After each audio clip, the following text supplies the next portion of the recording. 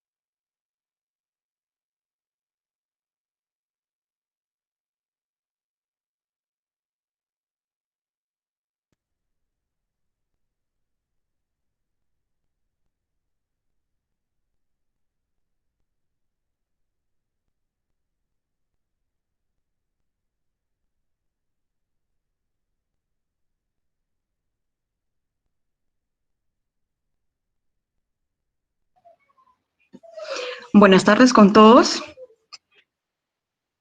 Hoy, lunes 14 de septiembre, vamos a iniciar nuestra sesión.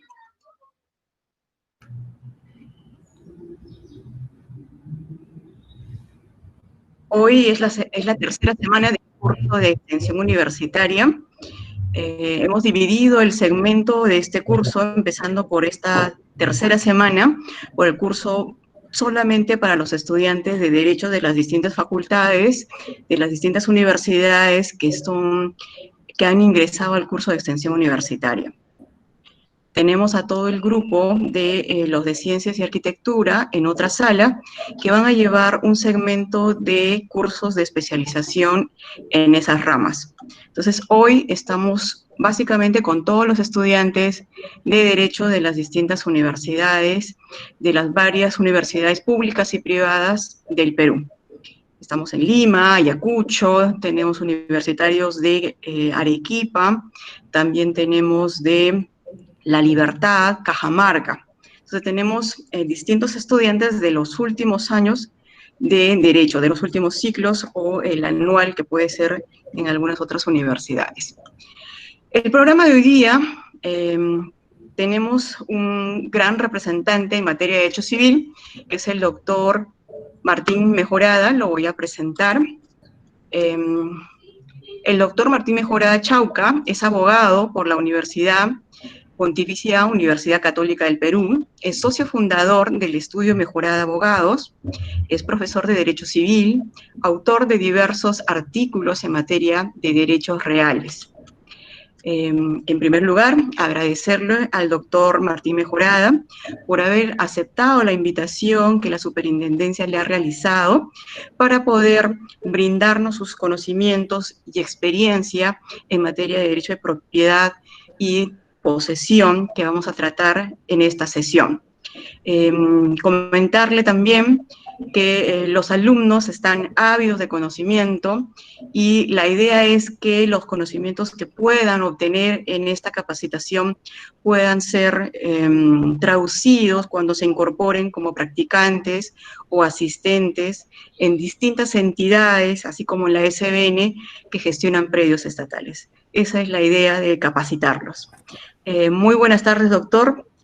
Le doy la bienvenida, muy amable por la aceptación. Buenas tardes, muchas gracias por la invitación y felicitar a la SBN por la estupenda idea de hacer este curso que comparte con los estudiantes del Perú una serie de materias que son importantes para el desempeño de las funciones del Estado, en particular aquellas que tienen que ver con la gestión de derechos sobre bienes, donde principalmente la superintendencia, por supuesto, está abocada. De manera tal que estoy especialmente contento y listo para empezar con esta charla que va a tener dos segmentos. La primera, me ocuparé del derecho de posesión y la segunda, de la propiedad. En la primera, que va a tomar 1 hora aproximadamente, luego de la cual voy a responder las preguntas. De manera que ustedes, chicos y chicas, durante el transcurso de mi exposición, de la que seguramente surgirán una serie de dudas e interrogantes, pues van anotando sus preguntas y las van enviando al organizador para que al terminar la hora de exposición me las lean y yo las pueda responder. Igual ocurrirá con la segunda hora, previo a un intermedio naturalmente para descansar todos un rato. Bien, vamos a hablar del derecho de posesión. Este es un derecho real. Y quiero empezar diciendo que no vamos a hablar de la posesión como un evento físico solamente, ni principalmente, sino como un evento jurídico. La posesión como derecho real. Este derecho está en el libro de los derechos reales del Código Civil, en el artículo 896, y ahí tiene una definición. Pero es una definición que si uno no la lee con cuidado o no la entiende, a partir de la función que debe tener este derecho, pues tiende a tergiversarse y a darle a este derecho real llamado posesión un carácter que en realidad no tiene.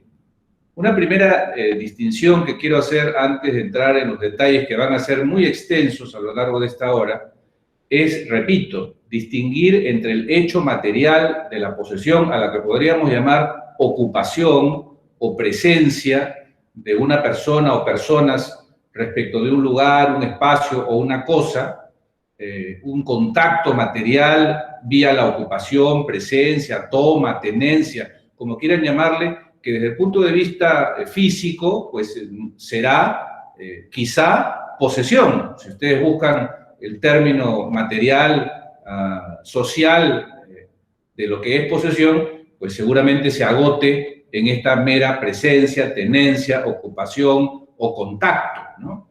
Pero eso es muy, muy diferente del derecho real de posesión. Y hay que partir por decirlo, porque creo que uno de los mayores problemas en el entendimiento de este derecho real es la permanente confusión entre posesión como derecho real y la posesión como acto material, social, que está, por cierto, en el entendido de toda la gente.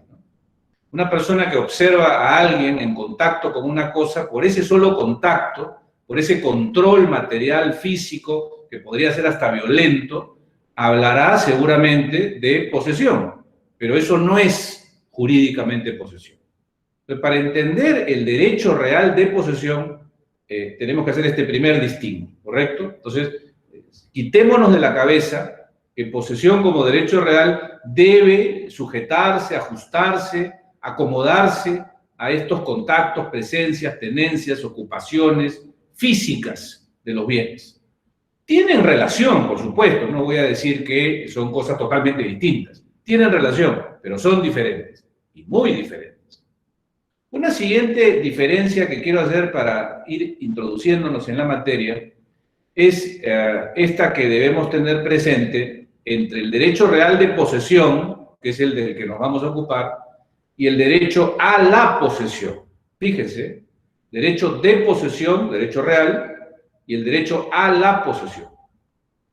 Una persona que tiene un título, por ejemplo, un propietario, un usufructuario, un superficiario, un arrendatario, tiene en virtud de ese título, que es un contrato o la fuente que le haya otorgado esa calidad a estas personas, tiene derecho a ocupar el bien, tiene derecho a servirse del bien según el título, según los derechos que le confiera el título, ¿no? Si es propietario, pues el propietario tiene derecho a todo. Si es usufructuario, tiene derecho a usar y disfrutar. Si es un superficiario, tiene derecho a construir, levantar, mantener. Si es titular de una servidumbre, tiene derecho a hacer el paso por el predio sirviente, etc. Es decir, irá cambiando el tipo de acto que está autorizado a hacer este titular. Pero eso, y por tanto, dado que estos títulos le confieren esa posibilidad, requiere para este titular la necesidad de ocupar el bien. No puede obtener estos frutos si no ingresa al bien. Entonces, tiene derecho a ingresar al bien, tiene derecho a tomar control del bien. Eso es el derecho a la posesión. Es decir, el título lo autoriza y requiere para satisfacer el título que este sujeto, propietario, usufructuario, superficiario, arrendatario, tome control del bien e ingrese al bien. Ese es el derecho a la posesión. Pero puede que ese derecho a la posesión no esté generando en el momento el derecho de posesión. Porque el derecho de posesión, como veremos ya a partir de unos minutos, es uno que se configura por una presencia efectiva, por un acto material efectivo, actual, concreto de la persona. Entonces, puede que una persona tenga derecho a la posesión en virtud del título que ostenta, que le confiere esa facultad, ese poder de ingresar, y otra cosa es que efectivamente tenga ese poder. Puede que las personas tengan derecho a la posesión y no tengan posesión. Y puede ocurrir, como veremos luego, que las personas tengan posesión y no tengan derecho a la posesión. Esos son los poseedores ilegítimos, por ejemplo, los poseedores precarios eventualmente. Entonces, estos dos distingos, para empezar, son fundamentales, estimados participantes. En primer lugar, decía, separar de nuestras cabezas para estas materias que ahora nos tocan, la ocupación física, presencia, control material, como el elemento central del derecho que nos ocupa, separarlos, ¿no? Olvidarnos de ellos por ahora y entender que el derecho real de posesión tiene una configuración que está en la ley y que tiene una función. tiene una función, que vamos a examinar para entender su real alcance. Y por otro lado, que una cosa es este derecho real de posesión y otra cosa es el derecho a la posesión. El derecho a la posesión es un poder que ciertas personas tienen, las que ostentan un título contractual, convencional, legal, que las faculta a ocupar un bien, pero que de por sí no constituye posesión. Les da el poder de acceder a la posesión, pero de por sí no son posesión. De modo tal que, decía, puede haber un propietario que no tenga posesión. Tiene derecho a la posesión, pero no tiene posesión. Puede haber un arrendatario que ya celebró el contrato, pero no está todavía en control del bien. Entonces, tiene derecho a la posesión, pero no tiene posesión. Estos dos distingos son fundamentales. Muy bien. ¿Por qué existe este derecho real llamado posesión? La pregunta es absolutamente válida porque resulta que conforme a la definición del artículo 896, para ser titular de este derecho real llamado posesión, basta con desarrollar, desplegar sobre el bien un comportamiento de hecho, una actuación de facto, para ser titular de este derecho real. Es decir, para ser titular del derecho de posesión no se necesita tener un título. Y aquí ya sirve lo que venía anticipando y pedí que tuviésemos presente como distingo. Para ser poseedor, según la ley, basta desarrollar un comportamiento, actuar de hecho sobre el bien. No se necesita un título. De modo tal que quien se comporta sobre los bienes, actuando sobre ellos, ejerciendo sobre ellos ciertos atributos, materialmente hablando, de facto, es poseedor. Tiene derecho real de posesión. Aunque no tenga título, es decir, aunque no tenga derecho a poseer. Porque la posesión es así. Es un derecho real que nace del comportamiento, no nace del título.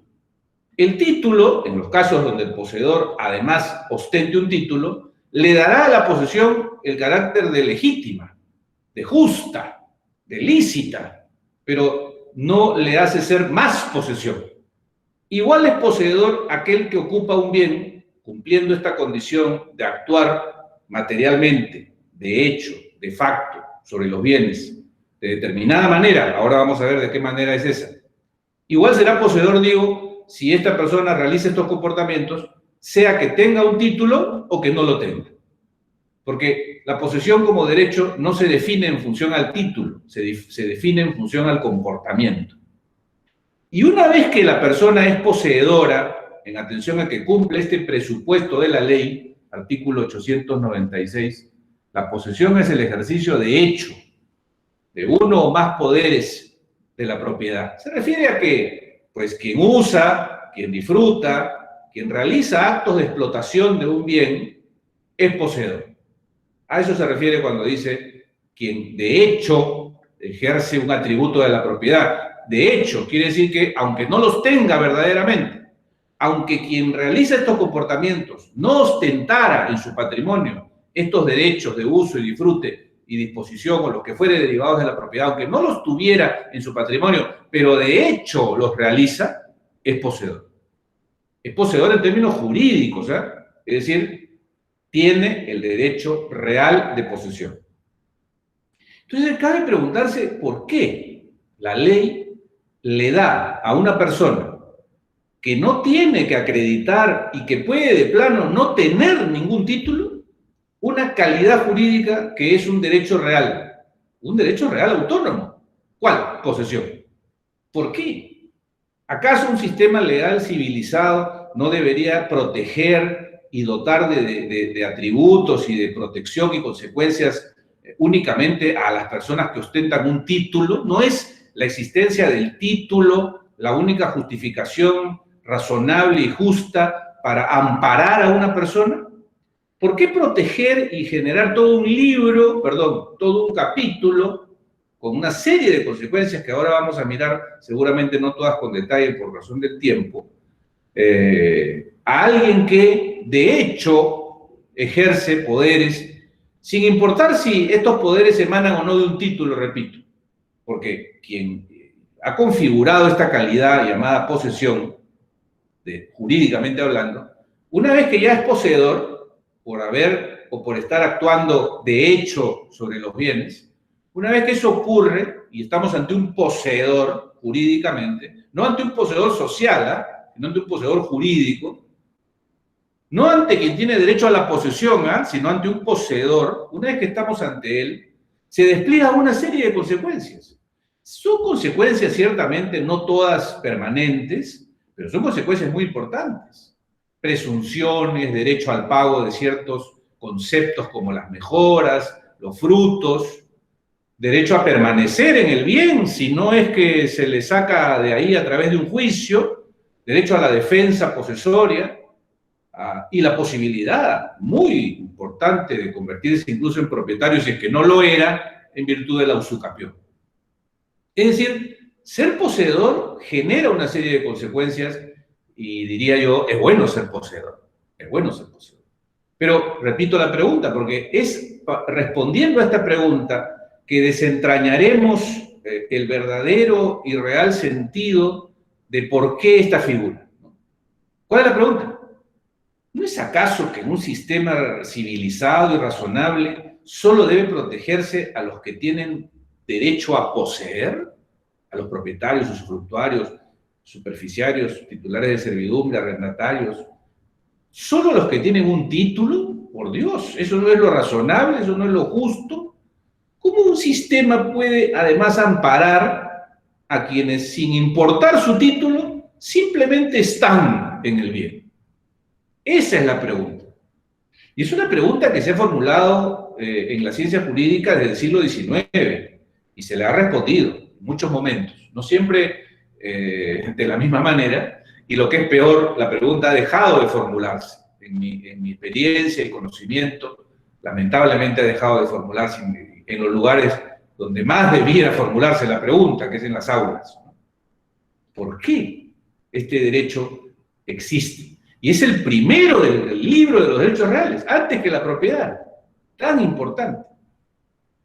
No es un homenaje a la historia de la sociedad y de la institucionalidad, desde donde se podría decir que la razón de ser de amparar a un derecho que únicamente nace del comportamiento de facto, es pues el rezago inevitable y natural de dar honor a los comportamientos que originalmente existían antes que la ciencia jurídica, antes que el derecho surgiera como instrumento de una sociedad. Pues ciertamente puedo imaginar las hordas de cromañones vagando por los campos del planeta en una ocupación y control de ciertos bienes respecto a los cuales pues no es concebible aún la propiedad como derecho, ¿no? Y eso que están haciendo, pues probablemente de modo social se diría, es posesión.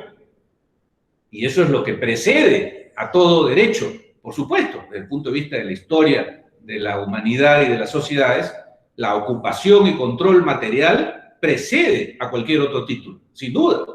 Pero vamos, también preceden a un montón de otras figuras, una serie de comportamientos salvajes que no por ser predecesoras hay que conservar ni rendirle honor, de manera que esa me parece es la menos afortunada de las justificaciones. ¿Por qué, entonces, un derecho real para un comportamiento? Entonces les voy a explicar porque esto es fundamental. Y ruego especial crítica con esta parte porque, y para el momento que hagan sus preguntas, porque comprendido esto, todo lo demás más o menos que cae muy sencillo. Fíjense ustedes. Existe una dificultad natural e inevitable en la ciencia jurídica respecto a los derechos sobre bienes, que es la prueba de la existencia de los derechos sobre bienes. ¿Cómo que es difícil? Es muy difícil. En ello se configura la conocida prueba diabólica. ¿Por qué? Los derechos sobre bienes son derechos exclusivos. Es decir, si yo soy propietario de esta casa, que lo soy, pues, ¿cómo acredito que soy propietario? Pues probando que con el contrato por el cual lo compré. No, eso solo demuestra que he celebrado un contrato con la persona que dijo que era la dueña. Pero en realidad, para haber recibido yo la propiedad, tendría que además acreditar que el que me la vendió tenía la propiedad. Y a su vez él, para tener la propiedad, tendría que acreditarse que quien se la transfirió tenía también la propiedad. Y quien lo hizo con él, lo mismo, y hacia atrás. ¿Hasta dónde? Hasta el infinito. Bueno, hasta el infinito del derecho nacional, por decirlo. Es decir, hasta el origen del primer título sobre el bien. Esa sería la prueba de la propiedad. Porque, ojo, vamos, estamos, supongo, claros todos, en que el solo hecho de celebrar un contrato no acredita que estoy recibiendo la propiedad. La propiedad me llega en virtud de un contrato, pero en la medida que el que me la celebra conmigo tenía la propiedad. Porque si no, el mero papel, el mero acto, no transmite lo que él no tiene. Y a su vez, hacia atrás, ¿no es verdad?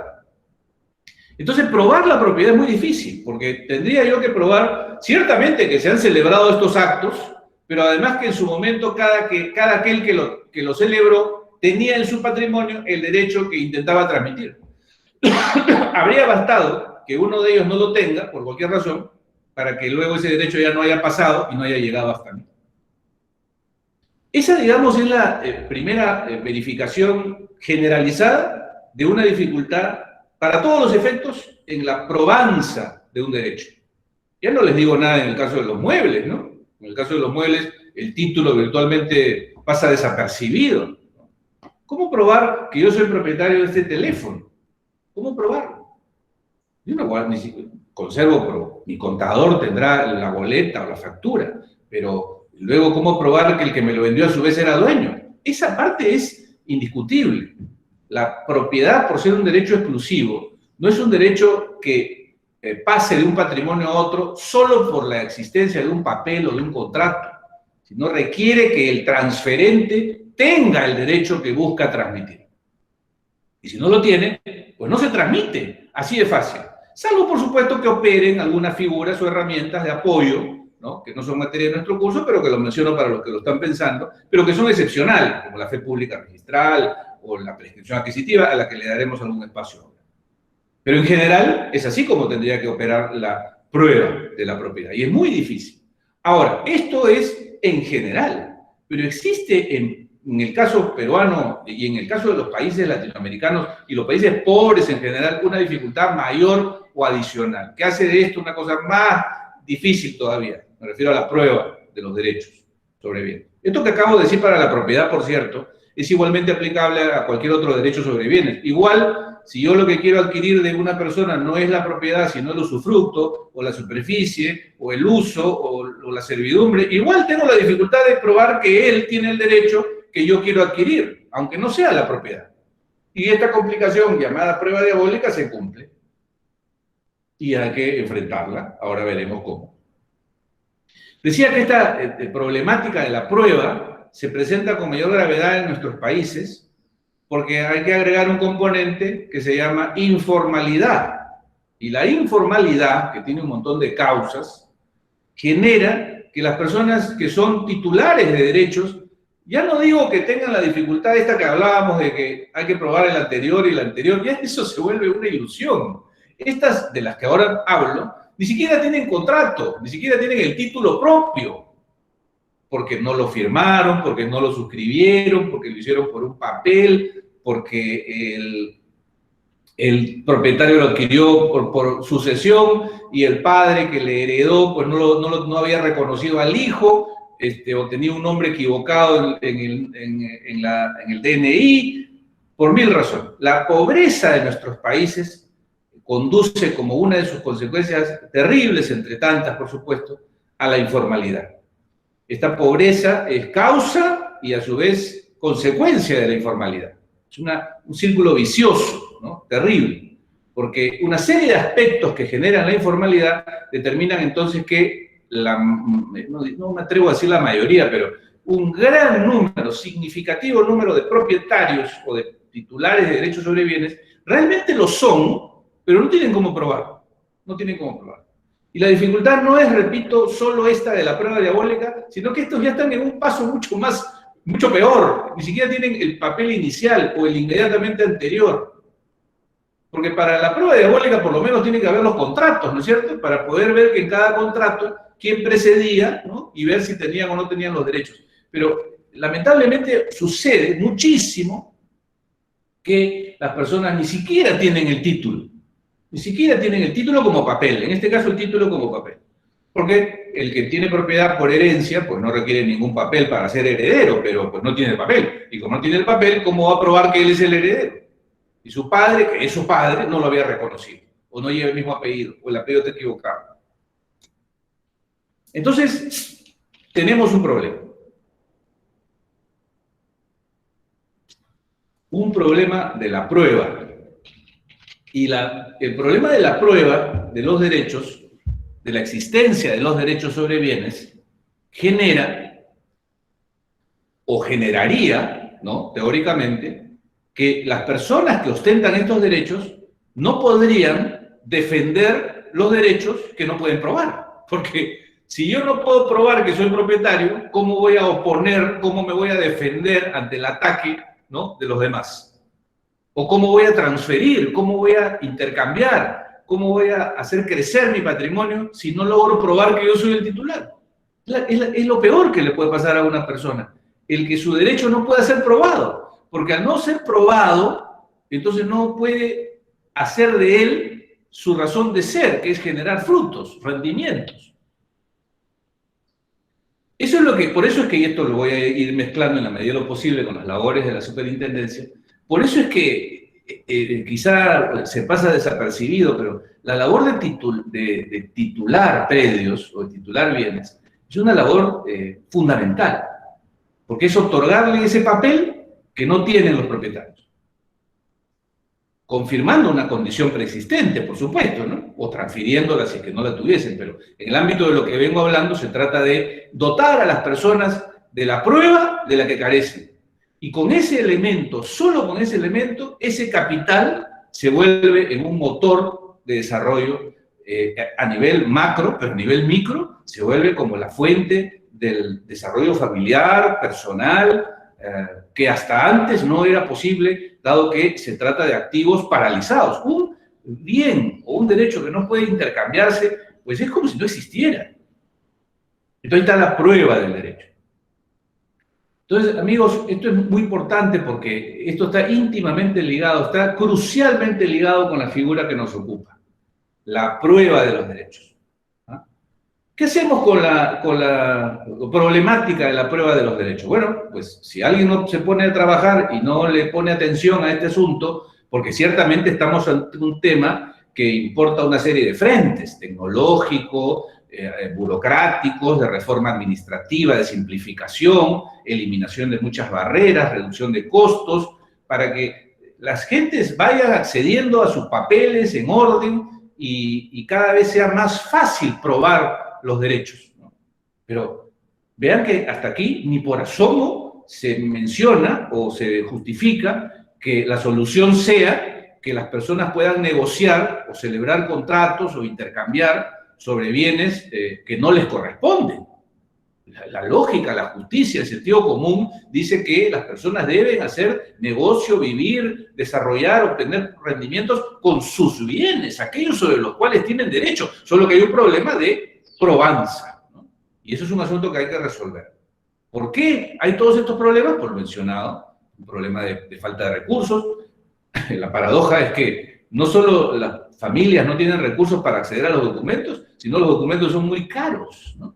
Entonces tiene que hacerse de dos maneras: generar recursos haciendo que el Estado subvencione el acceso a la formalidad y reduciendo los costos. Bueno, pero mientras eso no ocurre, ¿qué? Mientras tanto, ¿qué? Se calcula que el 60% de propietarios en el Perú no tiene papeles en orden. O sea, hay 60% de propietarios que no tiene papeles en orden. ¿Qué significa que no tiene papeles en orden? Que el predio, por ejemplo, hablando de predios, de inmuebles, no está su nombre. Entonces, ¿no es propietario? Pues no, sí es propietario, pero no está su nombre. ¿Por qué? Por sucesiones, por divorcio, por particiones de copropiedad no formalizadas, por compraventas no formalizadas, etcétera. 1000 razones. Entonces, la informalidad genera desinformación, la desinformación genera parálisis del mercado. Nuevamente, ¿qué tiene que ver todo esto con la posesión? Que la posesión es un instrumento para resolver en parte el problema de la probanza difícil sobre los derechos de bienes. Esa es la función de la posesión. Servir como una herramienta para que, dada la dificultad probatoria, los titulares de derechos no se queden totalmente despojados de protección. Porque quedaría que si la persona no puede probar su derecho porque no tiene el papel, no tiene orden, etcétera, entonces esté totalmente expuesto, ¿no es cierto? Ingresarían a su casa los criminales y él no podría defenderse porque no tiene los papeles. Entonces sería el caos total. Solo podrían ser defendidos los que tienen sus papeles al día y en orden. La posesión surge para eso, para generar un espacio a partir de la creación de un derecho autónomo llamado posesión, por el cual, siendo poseedor el sujeto, accede a una gama de protección que no es equivalente a la que tendría si hubiese probado el derecho. No es equivalente, pero es algo que mejora su situación. Mejora su situación. Esto es bien importante también. No significa que, como yo soy poseedor, ya tengo los mismos derechos que si hubiese probado la propiedad. No, no, no. Como yo soy poseedor, tengo los mismos derechos que si hubiese probado el usufructo, que sostengo tener. No, no, no.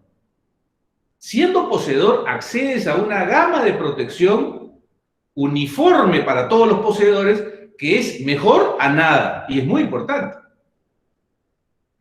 Porque, entre otras cosas, genera herramientas procesales, genera derecho a los frutos, decía, derecho a las mejoras. Esto último es muy importante, derecho a la defensa posesoria, derecho a que al poseedor no lo pueden sacar de donde está. Entonces ahora vamos acercándonos al meollo del asunto. ¿Y por qué? ¿Y por qué se genera este derecho? Justamente para resolver este otro problema. Pero si es para resolver ese otro problema, somos conscientes de que al proteger a través del derecho de posesión, del cual estamos hablando, a todo aquel que desarrolla un comportamiento de hecho y tal, puede ser que aquel que esté desarrollando ese comportamiento no tenga efectivamente el derecho. Que no sea que no lo puede probar, sino que no lo tiene, efectivamente. Quiere decir que a través de la protección al derecho de posesión se podría terminar amparando a personas que no merecen ese amparo. Así es. Rudolf Jering, es sin duda el jurista funcional del siglo XIX y creador de la llamada teoría posesoria objetiva, contaba que en su clase de Derecho Civil le preguntaban a sus alumnos: ¿quiere decir, maestro, que en esta explicación, que es la misma que yo les acabo de dar, daría lugar a que un ladrón, alguien que ha robado un bien mueble y que está en poder de este bien de hecho,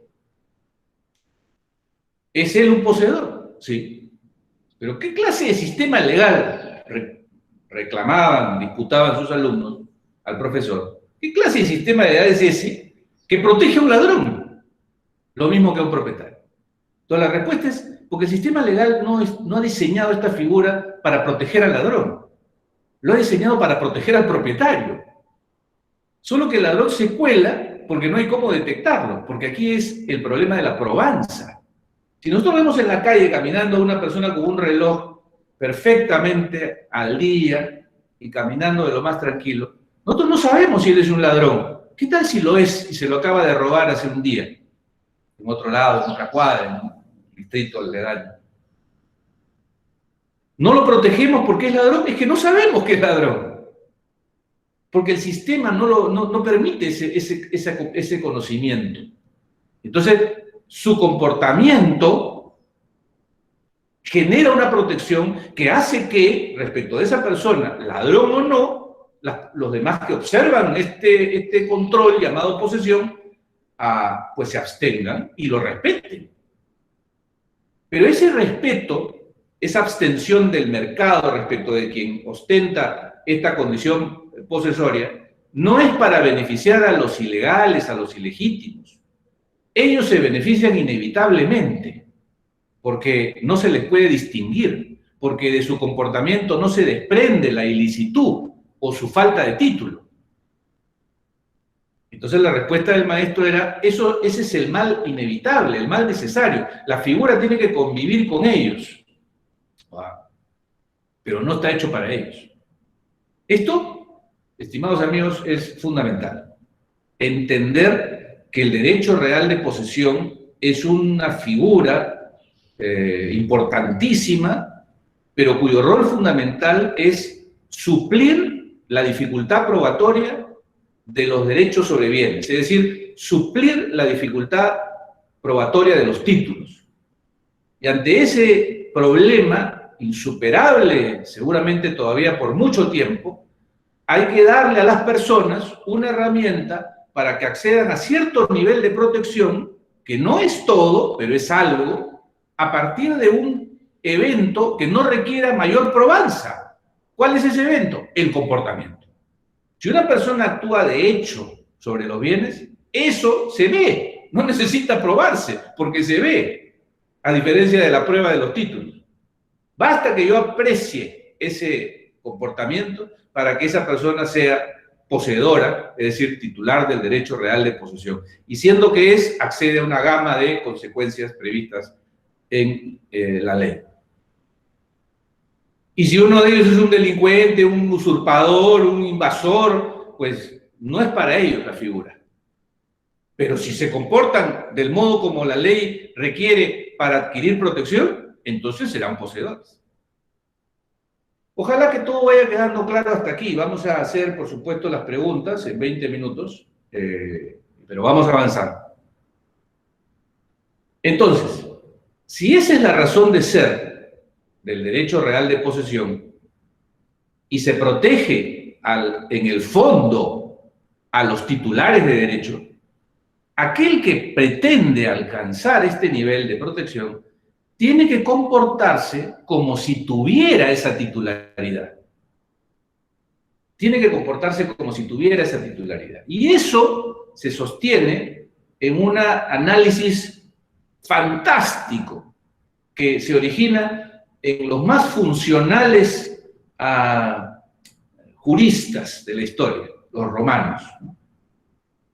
Esto es fantástico, fíjense.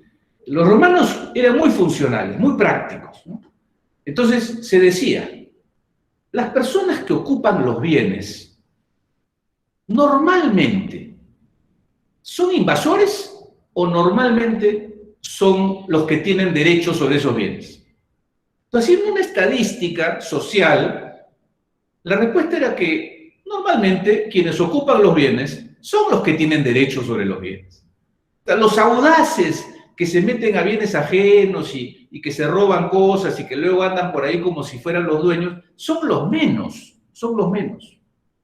Entonces, esa es una constatación de la realidad basada en una estadística. Por supuesto que puede cambiar en el tiempo, como toda estadística, ¿no?, que observa la realidad.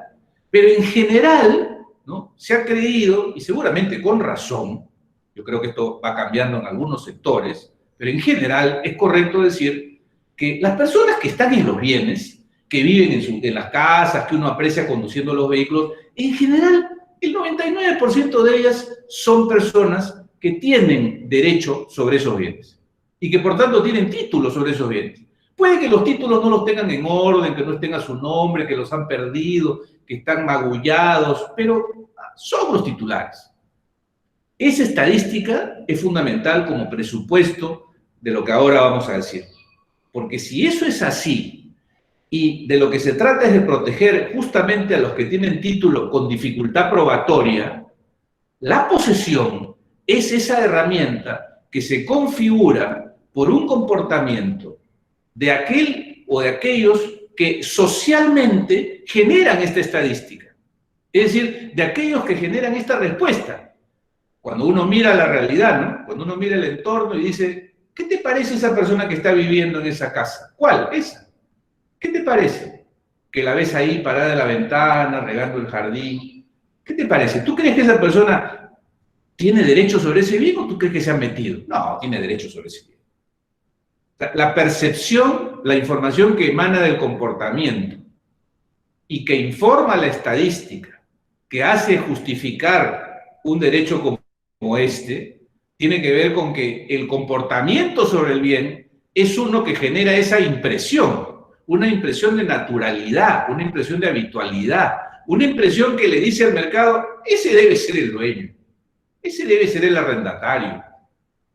Yo lo veo ahí hace mucho tiempo, ahí está su tienda, si ahí funciona una tienda, ¿cómo alguien podría haber invadido eso y poner una tienda? No. Yo tengo la impresión de que esa es una persona que es poseedor. Yo no le voy a ir a preguntar los títulos, yo no voy a ir a preguntarle los títulos, pero se entiende que lo es. Entonces, con esto vamos cerrando ideas, vamos generando conclusiones, ¿verdad? Que entonces la función del derecho real de posesión es una función práctica, es una función que sirve para suplir la dificultad probatoria de los títulos, que es inevitable por ahora, hasta que la tecnología no nos ayude, ya, o no tengamos más recursos para abordar el tema de la informalidad y todo, ¿no? Entonces, la posesión es fundamental para abordar ese tema de la dificultad probatoria, pero no para darle una herramienta a los usurpadores, a los invasores, es para proteger a los que verdaderamente son propietarios o titulares de derechos, pero que no pueden probarlos. Y claro, ¿cómo sé que los estoy ayudando a ellos si justamente no pueden probarlos? Sobre la base de la estadística. Porque normalmente quien se comporta como si tuviera un derecho es porque lo tiene. Oiga, pero hay personas que se comportan como si tuvieran un derecho y no lo tienen. Hay unos arrendatarios sinvergüenzas cuyo contrato ha terminado y siguen ahí bien contentos ocupándolo. Sí, son los menos, son los menos. Pero no por ellos se va a destruir toda la lógica de la figura. Pero sí, por supuesto. Esa es la respuesta a la pregunta de los alumnos. El maestro decía, es el mal inevitable. ¿No? Es el mal inevitable. ¿Pero qué queremos? Para descubrir al ladrón, pedirle a todos que muestren sus títulos. Imagínense, el panadero que en la mañana deje el pan tendría que pedirle al dueño de la casa que muestre sus títulos, su partida registral todos los días. Es absurdo. El tipo que lleva el periódico, el que trae las cartas, produce esta sensación. Una sensación que es la justificación de la posesión. Por eso es que debemos decir con mayor precisión que posesión es el derecho real que se configura por el comportamiento, ciertamente, el ejercicio de hecho, en tanto ese comportamiento sea revelador de una titularidad. Es decir, no basta cualquier comportamiento, no basta cualquier presencia, no basta la mera ocupación, sino que esa ocupación debe ser advertencia, aviso, noticia de una titularidad. Por eso es que ahora tiene sentido la primera advertencia que hice. Hay que distinguir la mera ocupación de la posesión. Puede haber ocupación que no es posesión, correcto. Vamos a verlo ahora. Voy a compartir con ustedes unas imágenes que he usado antes en una presentación en la Universidad de San Marcos y que ahora voy a reproducir con ustedes.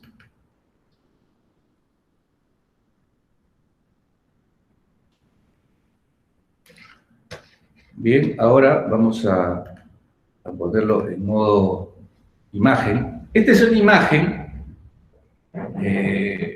de la ocupación de la casa del embajador de Japón en ese aciago momento de hace ya casi 30 años, en el que el grupo terrorista MRTA tomó la casa del embajador de Japón. Y lo he traído a colación porque nada menos que un jurista de talla indudable y que además fue mi maestro, que es Jorge Avendaño, fallecido Jorge Avendaño, disputaba conmigo que la ocupación de los terroristas en la casa del embajador era posesión, era posesión. El maestro se fue y nunca pudimos volver sobre esta materia, pero estoy seguro que habría todavía mucho espacio para hablar al respecto.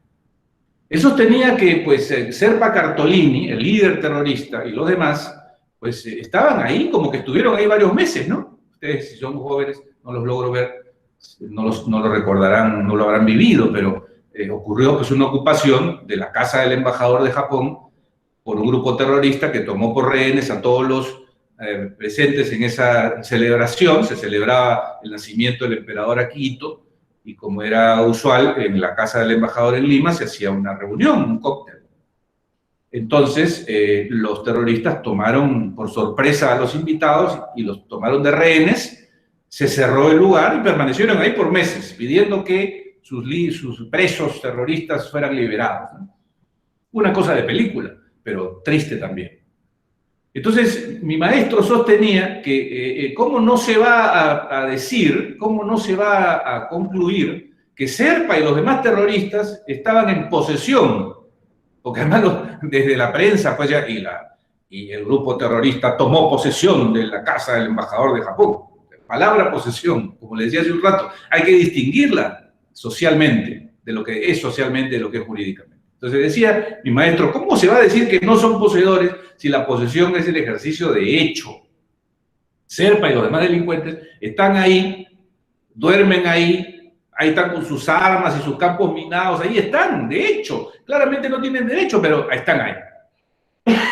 Esta es la imagen de la llegada de los invitados a la casa del embajador. Es el embajador, el canciller Tudela y su esposa, llegan en la noche y el embajador los recibe. Ese es un acto posesorio.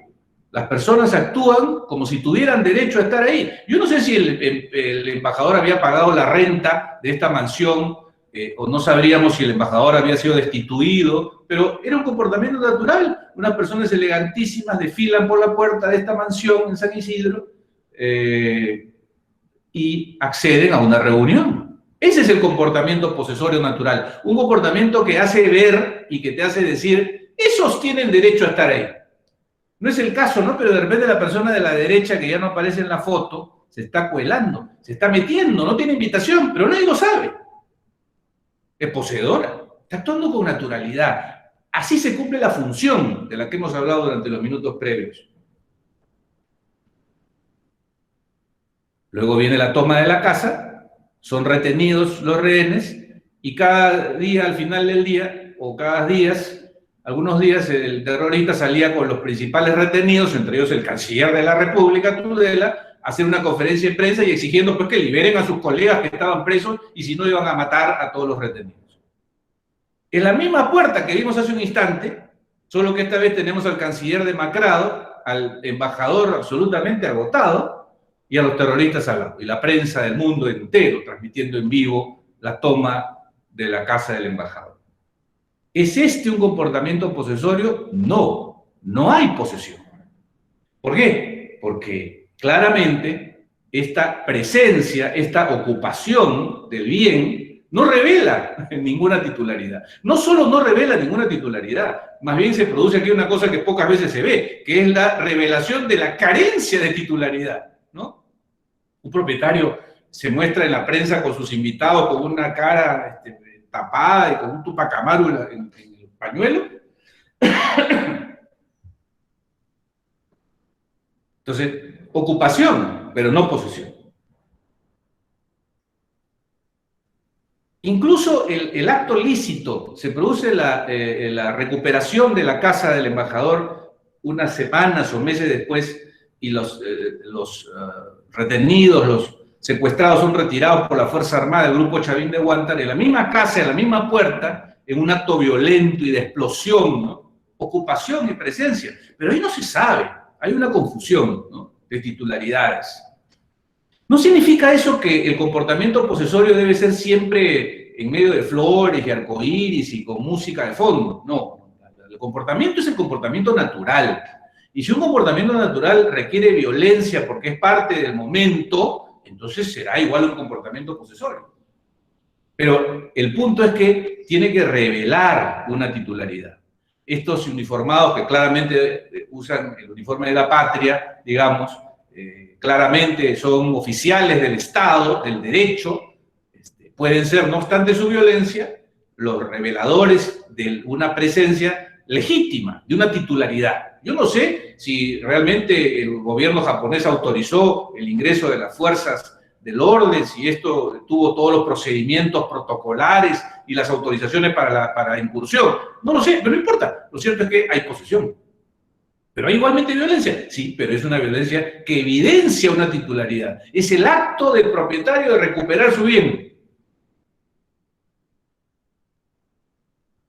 Ya esto de acá nos acerca más a las cosas que se hacen desde el Estado, ¿no? Esta es una invasión. Es el mismo instante en el que en la década de los 60s y 70s se produce la invasión de terrenos en Villa El Salvador. ¿Ese es un comportamiento posesorio? Difícil. Espero que ya no tanto para ustedes, chicos. Ya no tanto.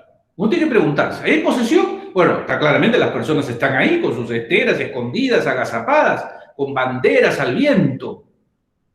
¿Hay posesión? ¿Habrá posesión si el comportamiento revela una titularidad? Otra manera de preguntárselo es, ¿así se comportaría un propietario? ¿Esa es la manera de actuar de un propietario? No. Si la respuesta es no, no hay posesión. Claramente no es el caso. Esta es una invasión. Se revela como carente de derechos, es una arremetida, una usurpación. Hay presencia, por supuesto, diferente a la que vimos hace un instante de los delincuentes terroristas. Este hecho violento puede ni siquiera llegar a ser un delito. Puede que sí, puede que no, eso no importa. Pero lo cierto es que es un comportamiento que no da cuenta de una titularidad. Y la posesión como derecho de posesión protege la apariencia de titularidad. Si no hay apariencia de titularidad, no hay posesión. Puede haber ocupación, repito, puede haber presencia, pero no habrá posesión. La posesión es el derecho real que surge de la aparente titularidad, sea que esta titularidad exista o no. Si el comportamiento no revela esa aparente titularidad, no hay posesión. O peor aún, si el comportamiento revela la carencia de titularidad, pues no hay posesión. Esta es una imagen de la misma zona. En su momento encargué a mis ayudantes que buscaran imágenes que correspondieran a la misma zona. Es un proceso, ¿no? Ya no es tan así, ya no hay una ocupación violenta. Hay unos postes de luz, hay unas casas hasta pintadas, ciertamente denotan mucha pobreza. Las pistas no están asfaltadas. Es decir, la pregunta se vuelve a hacer, ¿hay posesión? Ya uno no está tan seguro, porque la posesión es circunstancial y puede haber posesión de gente pobre.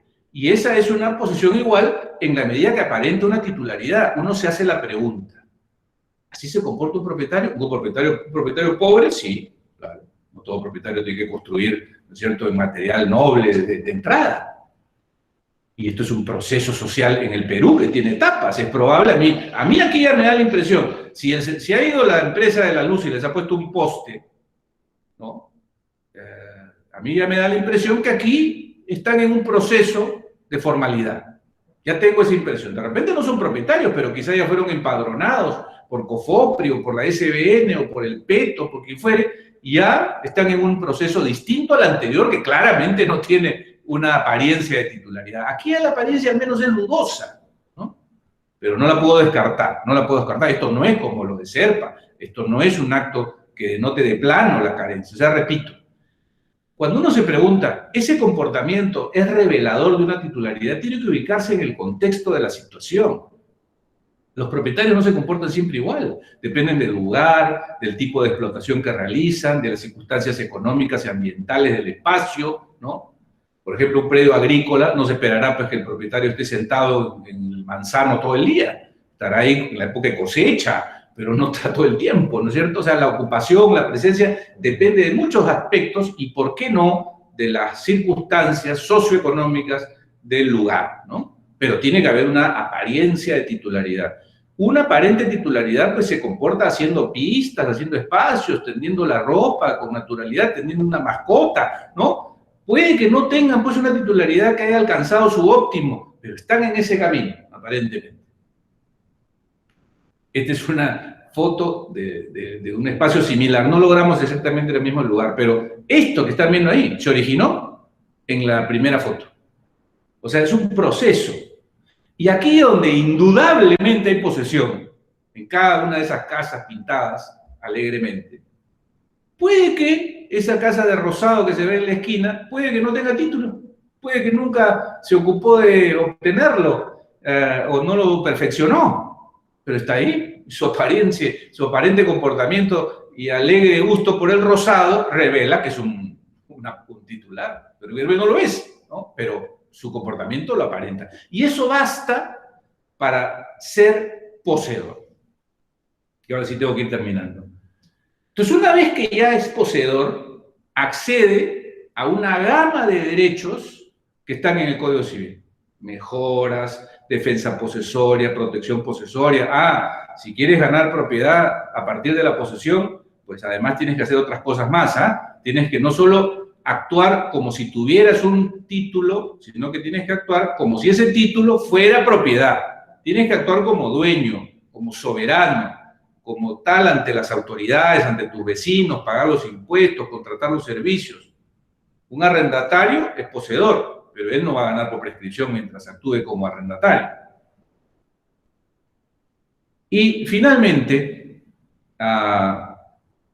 esto no nos debe hacer perder de vista que los presupuestos para los programas que realiza el Estado, y que quizá también por error hace reposar en la posesión, no haya querido hacerlo sobre la base de la posesión en los términos jurídicos que acabo de explicar. Porque, por ejemplo, imagínense ustedes que dice el Estado, vamos a dotar títulos de propiedad, vamos a darle títulos de propiedad a quienes estén en posesión antes de tal fecha, ¿no? Que es lo usual en los programas de titulación. O a quienes acrediten 3 años de posesión.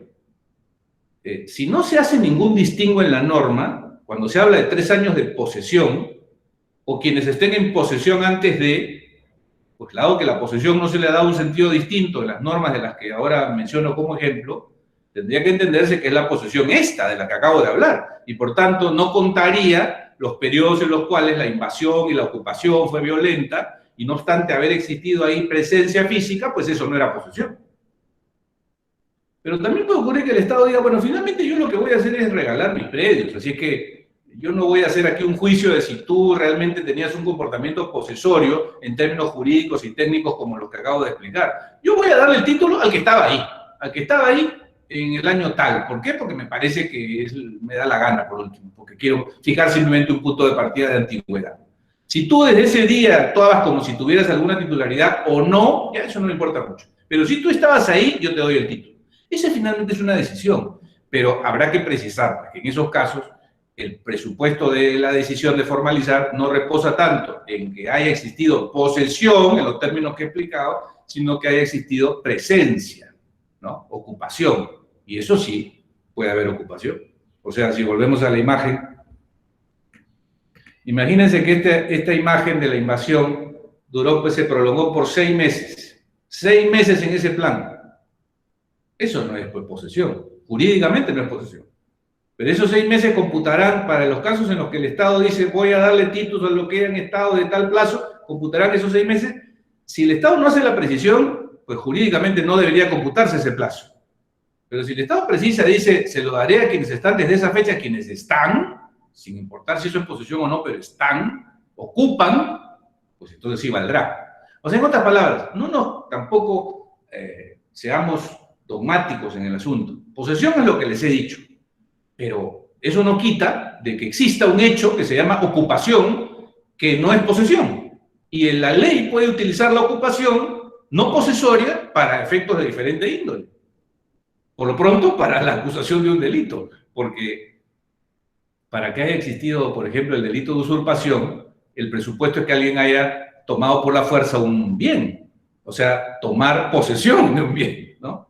Entonces, el presupuesto es, en ese caso, una ocupación material que no es posesión en el sentido civil, pero que es una ocupación que da lugar al delito. Así como en ese caso no es una buena noticia para los invasores, pues también puede haber casos en los cuales la ley o los reglamentos para el supuesto de formalización u otros utilizan esa ocupación como presupuesto para acceder a un programa, aunque esa ocupación no sea posesión.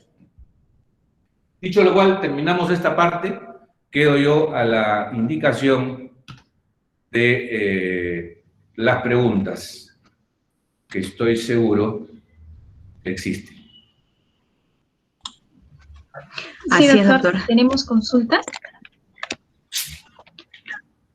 Voy a leerlas. La primera consulta está a cargo de Jan Cóndor Santos Él consulta si según la ley 29.618, el Estado es poseedor de todos los inmuebles de su propiedad sin admitir prueba en contrario. Para impedir la descripción de dichos inmuebles, ¿qué tipo de posesión se habla en la ley? Ya que, como ha señalado, la posesión es de facto o hecho.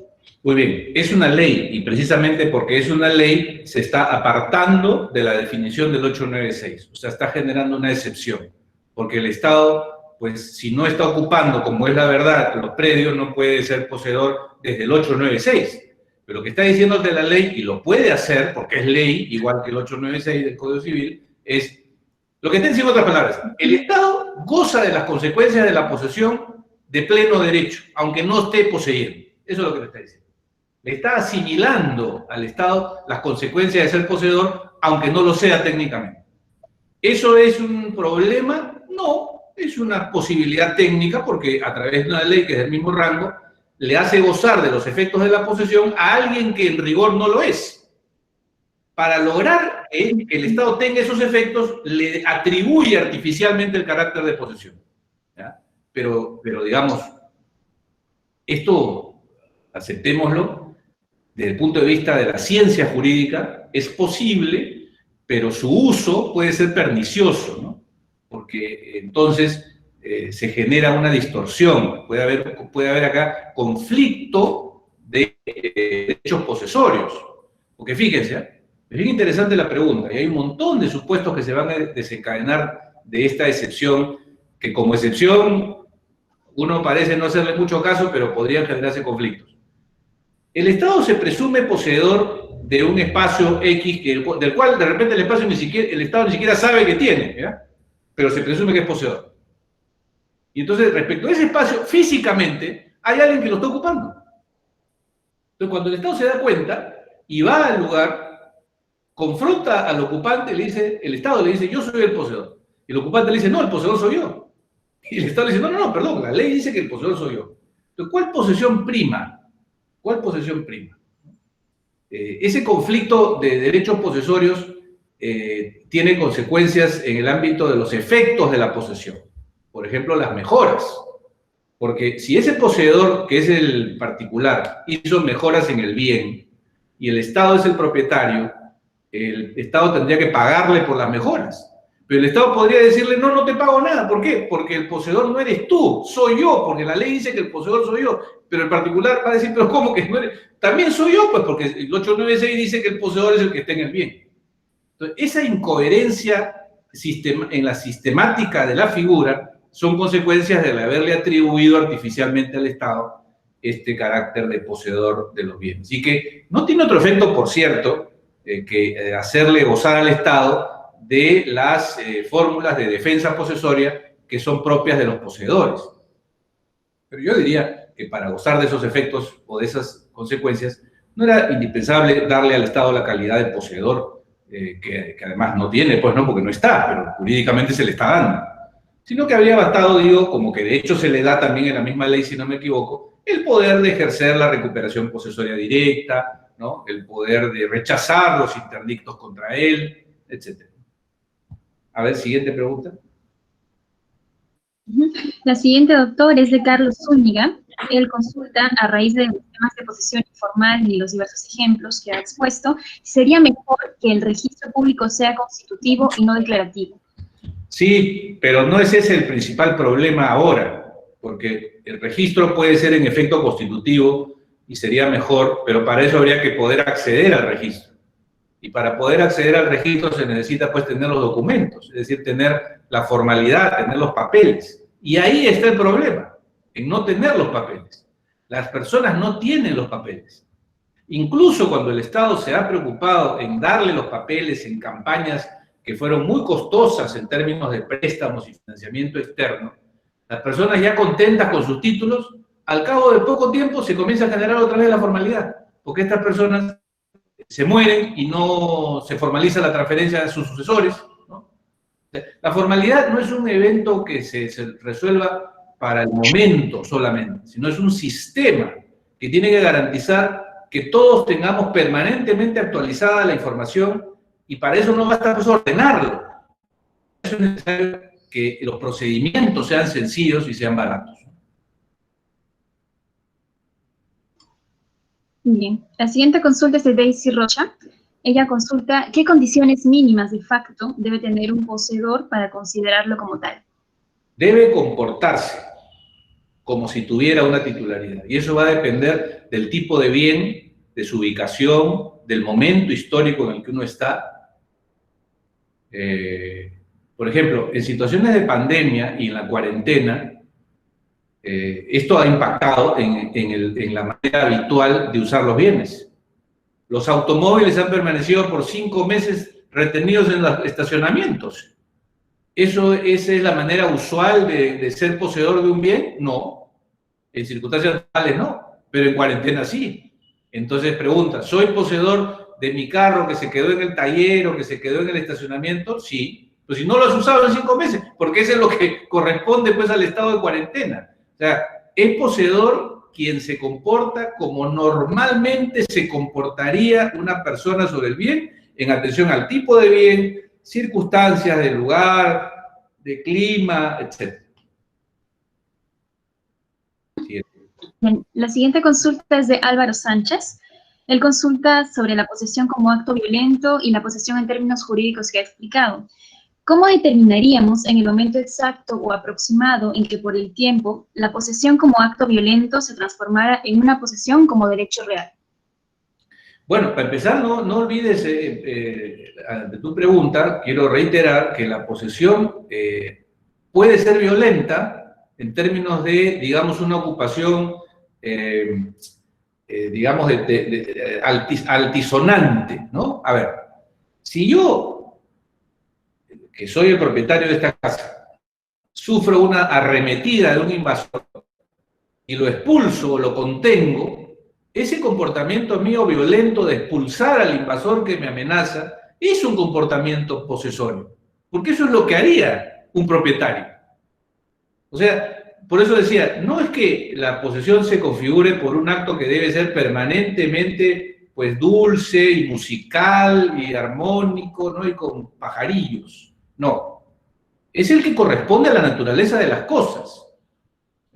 Y eso va a depender. Si la casa, imagínense ustedes que se produce un terremoto o una inundación, todo va a ser un revuelo y los propietarios van a actuar sobre sus bienes de una manera veloz, en medio de cierta confusión. Son todos comportamientos posesorios producto de la circunstancia. Ahora, entiendo que la pregunta se refiere al proceso de una invasión, ¿no?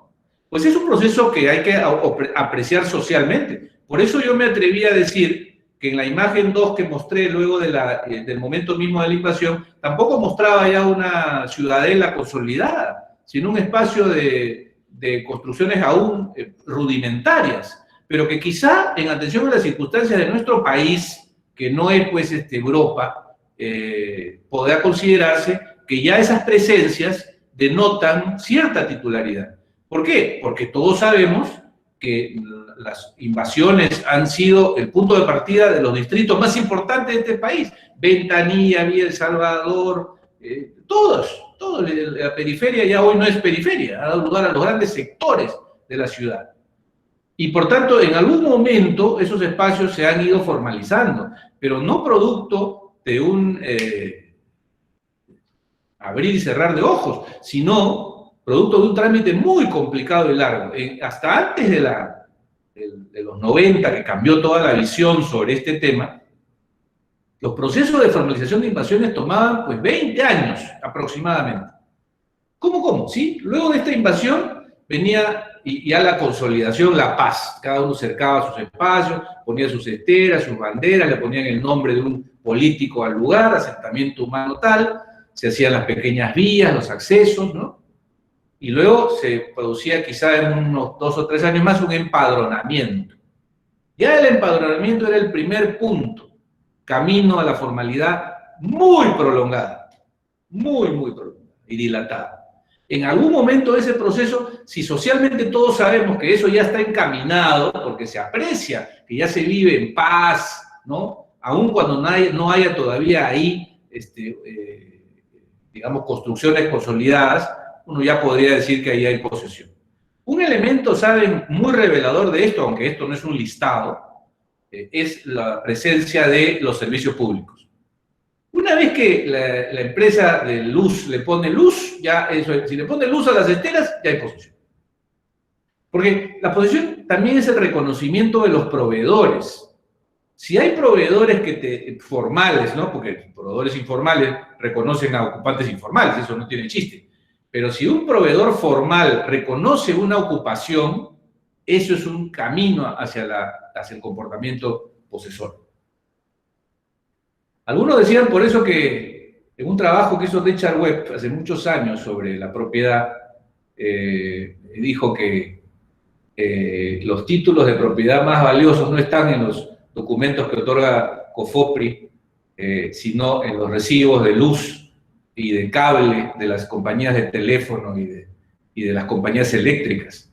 Porque si a mí Luz del Sur o Luz del Norte o quien fuere me reconoce como titular de ese predio y si la compañía de cable me brinda un servicio ahí, ese reconocimiento es más poderoso que el reconocimiento que hace el Estado a través de un papel.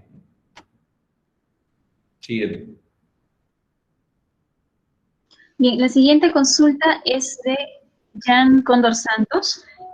Según los decretos de urgencia que ha emitido el gobierno para mitigar los efectos de la pandemia, señala que los menores de 14 años y personas de la tercera edad deben continuar con la inmovilidad social obligatoria. Esto evitaría los desalojos por poseedor precario o que el Estado pueda defender extrajudicialmente sus predios, ya que contarían con un título legal para poseer otorgado por la norma. No, eso no es así. Yo escribí un artículo y publiqué un video para el Grupo de Estudios de Derecho Inmobiliario de San Marcos sobre el particular al que llamé con un nombre que me pareció revelador. El precario, porque lo hice además durante la cuarentena, cosa que es aplicable ahora a la situación de los menores, pero durante la cuarentena era una cosa aplicable a todos. El precario se queda en casa, pero no con la casa. Es decir, el precario no puede salir de la casa, y precario es aquel que no tiene derecho sobre el bien, cuyo contrato venció o que invadió y no tiene título, pero está en posesión, ¿no? Entonces, la regla o la norma que les impide salir no es un título para seguir poseyendo. No es un título para seguir poseyendo. La conclusión que se quiera extraer de la cuarentena, hoy aplicable solo a los menores o en algunas ciudades donde todavía subsiste la cuarentena, para lograr el mismo efecto, también creo que es un error.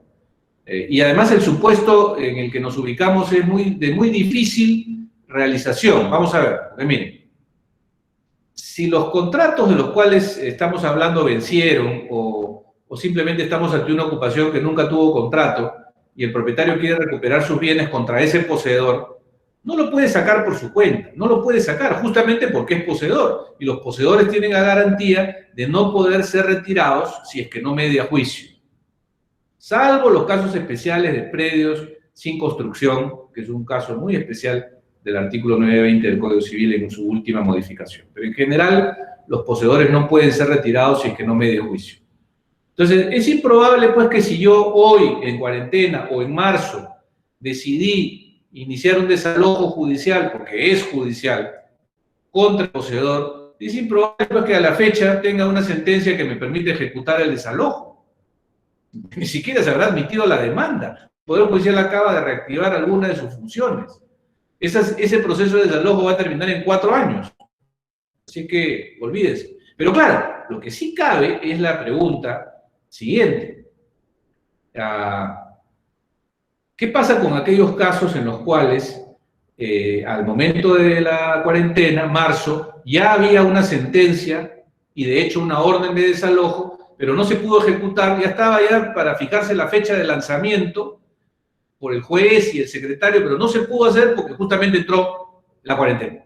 Pero ahora que ya se levantó, yo le digo al juez, señor juez, ya fije fecha, para ahorita, vamos al lanzamiento. Yo creo que sí. Corren en cuerdas separadas, ¿ya? En cuerdas separadas. El niño está en cuarentena, tendrá que tomarse las medidas del caso para no exponerlo, pero eso no le da derecho, no le da título a ocupar el bien. ¿Qué más? Bien, la siguiente consulta es de Anthony Castillo. Él consulta si podría aclarar la diferencia entre poseedor ilegítimo y poseedor precario. Y a su vez, ¿qué opinión le merece la casación 2156-2014 Arequipa, que es ser del poseedor precario un cajón desastre. Perdón, repíteme la última línea. La siguiente es: ¿qué opinión le merece la casación 2156-2014 Arequipa, que parece hacer del poseedor precario un cajón desastre? Ah, ok. Bueno, sí. Es un poco injusto decir que el poseedor precario es un cajón desastre, pero creo que lo es.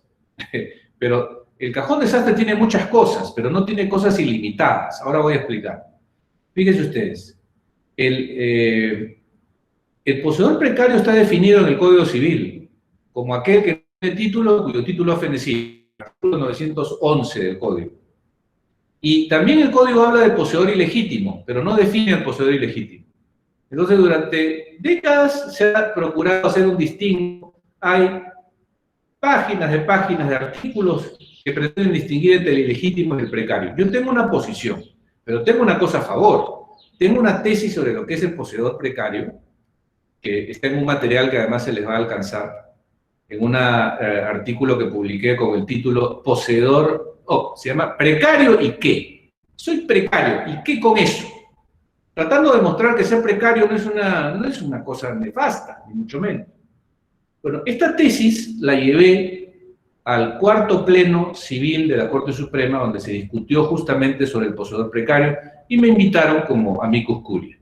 Esta fue la tesis que triunfó, y la tesis que en mayoría, no todos los vocales estuvieron de acuerdo, hizo del cuarto pleno el precedente vinculante en esta materia. De manera que alguna autoridad tengo sobre lo que voy a hablar.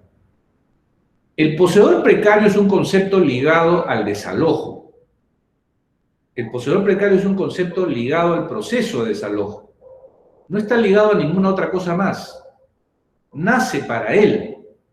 Cuando el Código Civil se estaba haciendo, el Código del 84, la Corte Suprema le mandaba oficios a la Comisión Reformadora del Código Civil del 36, que estaba haciendo el Código del 84, y le pidió que incorporara una definición de precario para efectos de lo que en ese momento era el llamado juicio de desahucio. Se llamaba desahucio. Lo que hoy se llama desalojo, antes se llamaba desahucio.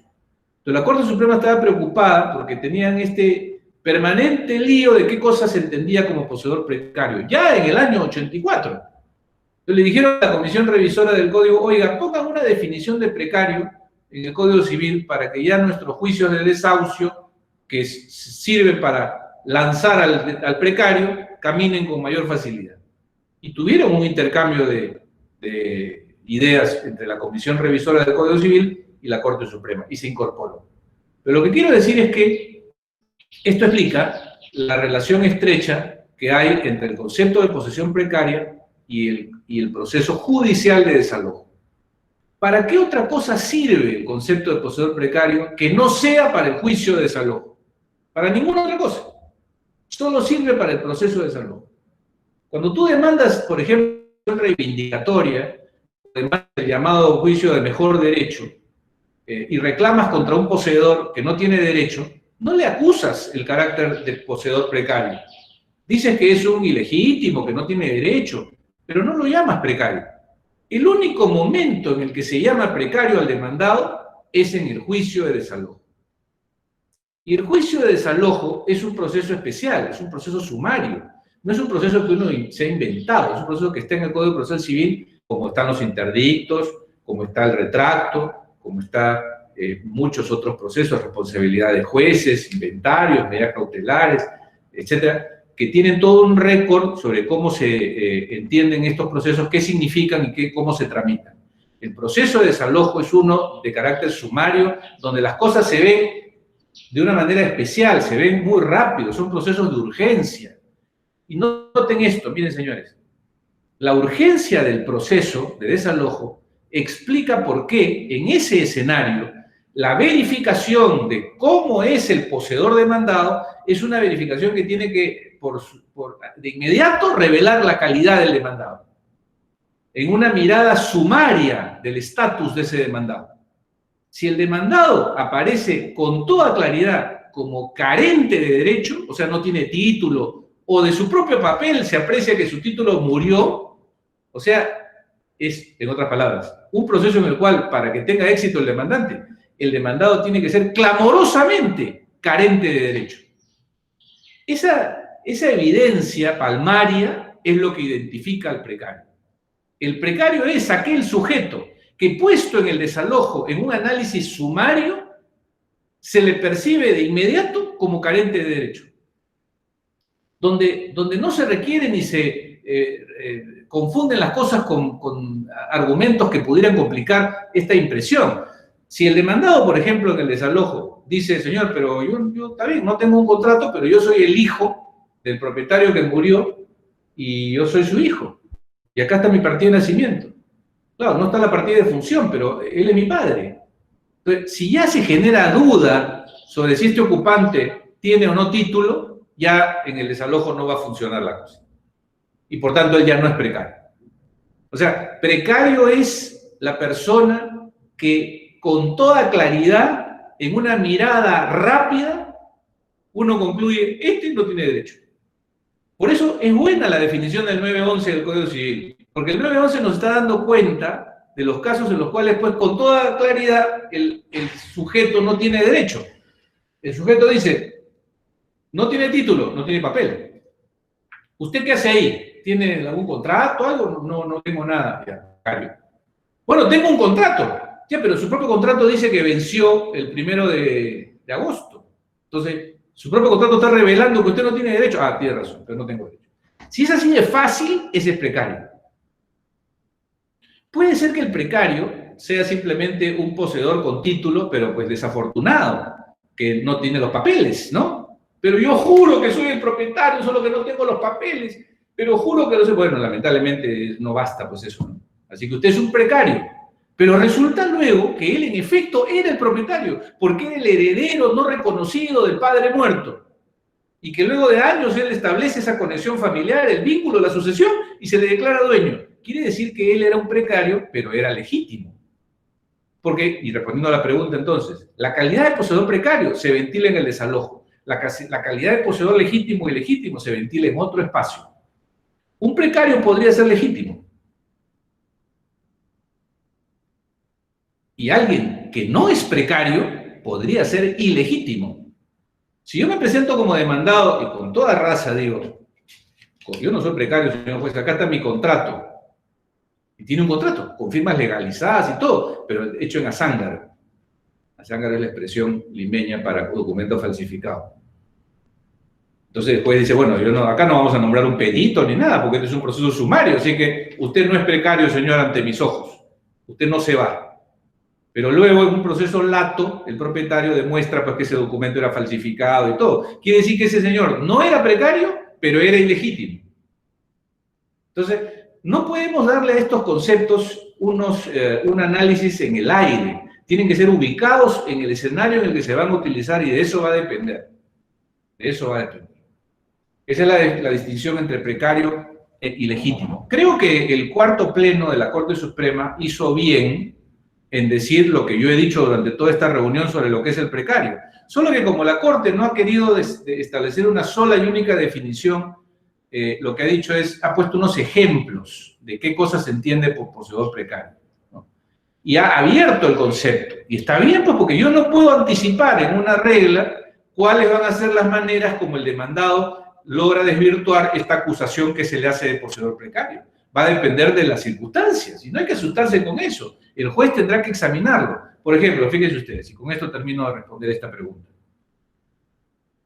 Si el demandado dice, señor juez, yo no soy precario porque tengo esta minuta de donación que prueba que a mí, el ahora demandante, me donó el inmueble por el cual ahora me reclama, tengo esta minuta de donación.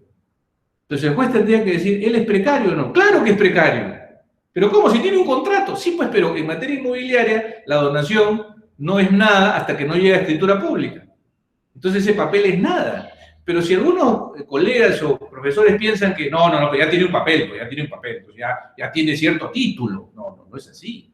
Pero el juez es quien tiene que examinar si lo que dice el demandado es o no suficiente para acreditar su permanencia en el bien, siempre en esta mirada, repito, superficial. En el cuarto pleno me preguntó un vocal, me dijo, doctor Mejorada, ¿usted diría entonces que, por ejemplo, Si el demandado es un poseedor que está ahí 30 años y sostiene haber ganado por prescripción, ¿ya no es precario?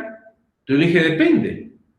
Porque si el demandado no solo lo dice, sino que demuestra de manera ordenada y evidente y palmaria que ha cumplido los requisitos de la prescripción, entonces pues yo no puedo creer ya que él no tenga derecho. Pero no basta que él diga yo he estado acá o que en efecto demuestre que ha estado. Tendría que demostrar que ha estado del modo necesario para venir por prescripción. Pero tendría que hacerlo de un modo absolutamente evidente, clamoroso, ¿no?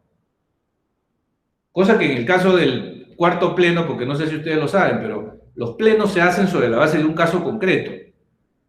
O sea, no son una reunión para hablar de generalidades solamente, sino partiendo de un caso concreto. Y en el caso concreto, el demandado era justamente un poseedor que decía haber ganado por prescripción. Yo lamentablemente tuve que opinar, porque nos envían los expedientes a los amicus curiae, y yo tuve que opinar sobre el caso concreto que no era bueno para el demandado, porque dije, por ejemplo, en el caso de este demandado, yo temo pues que su dicho no está acompañado con la prueba, porque en ese caso el demandado solamente había acompañado recibo de teléfono de 2 años, y un recibo de una licencia de 1 año, nada más. Eso pues no convence a nada de nadie, ¿no? A nadie de nada. Listo, no sé si hay más preguntas. Sí, hay 2 preguntas más, doctor. La penúltima es de Rubén Rodríguez. Él consulta si ante la problemática de la posesión informal, ¿qué propuestas de solución podríamos plantear para generar una cultura de formalidad en la propiedad? Yo no creo, Rubén, que sea un tema de cultura. La gente no se despreocupa de cuidar su propiedad deliberadamente. Creo que si hay algo intrínseco a la persona humana es más bien la protección de lo suyo. Lo que pasa es que es caro, y lo caro sí contiene. Si yo tengo que elegir entre obtener el papel de la casa y el comer y darle educación a mis hijos, voy a preferir lo segundo. Entonces, en esto hay una serie de cosas por hacer, pero no por un tema de cultura, creo yo, sino por un tema de abaratamiento, donde el Estado debería cumplir su rol subvencionador con toda justicia. Este es quizá uno de los actos de subvención más justificados, ¿no? Los registros públicos deberían ser gratuitos. Los registros públicos deberían ser gratuitos. El Estado, yo dudo mucho que los ingresos de la SUNAR, que los tiene, producto de los aranceles, sean importantes para el Estado, ¿no? Que con eso resuelva un problema del tesoro o de planilla. Los registros públicos deberían ser gratuitos. Los documentos para acceder al registro público deberían ser fedateados por personalidades que no requieran de un costo adicional como ocurre con los notarios. O sea, el uso del formulario y de la legalización a cargo de fedatarios menos rigurosos debería ser suficiente. Y por supuesto una gran inversión en tecnología sería indispensable, ¿no? Pero eso es, ¿no? Abaratar los costos, y esto es parte en general de los procedimientos de simplificación administrativa, Rubén, a todo nivel. No solo funciona o opera con el tema de la propiedad, sino con el tema de las licencias de construcción, licencias de funcionamiento, y lo cual además tiene el beneficio no solo de que las personas tengan títulos y se defienda entonces a los que merecen tener, a los que tienen derecho a la posesión, que es a los que hay que defender, sino además que se incorpora a ciudadanos, porque son de esa manera las personas incorporadas en la planilla real de los ciudadanos, ¿no? Ciudadanos tributantes, contribuyentes, etc. Una más, creo, ¿no? Sí, queda la última consulta, es a cargo de Miguel Ángel Pachas. Él consulta, teniendo en consideración que de la lectura de los artículos 65 y 66 de la Ley 30.230 no se evidencia un plazo para que el Estado pueda realizar las acciones de recuperación extrajudicial de sus predios. Ante este vacío normativo, ¿cuál considera usted que deba ser el plazo para que el Estado pueda iniciar las acciones de recuperación extrajudicial de sus terrenos? ¿Se entendería que el Estado no cuenta con un plazo a diferencia del particular? Sí, sin duda, el Estado no está sometido a ningún plazo. Y eso tiene que ver, pues, porque el interés del Estado es superior al interés de un particular. Porque el Estado no está actuando en nombre del presidente o del ministro o del superintendente de bienes nacionales. El Estado es la representación de la sociedad, ¿no? Entonces es la sociedad ante un ocupante de lo ajeno. Porque estamos hablando del derecho a recuperar un bien que ya no se puede ganar por prescripción. O sea, el ocupante de un bien del Estado no lo va a ganar por prescripción jamás. aunque sea un bien privado del Estado. Entonces, ¿qué hace ahí si no tiene título? Entonces, no se quiere someter al Estado, que necesita un bien para un fin público, a la carga de tener que ir a un juicio para recuperar ese bien. Lo puede hacer en cualquier momento. Y eso me parece positivo, eso me parece positivo. Por supuesto, como ustedes comprenderán, el Estado, a diferencia de un privado, cuando toma la decisión de hacer esta defensa posesoria, que no la hace siempre, ni la hace con ligereza, se cuida mucho, pues, porque si no, los funcionarios pueden ser procesados por abuso de autoridad y entrar a líos de carácter penal. Pero si se actúa con rigor y en los casos que corresponda, es una herramienta justificada que no tendría por qué asimilársele a los plazos perentorios que sí existen para la recuperación privada como la prevista en el 920, que habla de 15 días desde que se toma conocimiento. Porque en ese caso la disputa es entre dos particulares. Entonces es una situación totalmente distinta. Bueno, muchas gracias. Entonces nos vemos en unos 15 minutos para iniciar la segunda parte con el tema de propiedad. Sí, doctor, muchas gracias. Entonces, en 15 minutos nos conectamos, por favor, nuevamente para la segunda parte de esta sesión. Muchas gracias.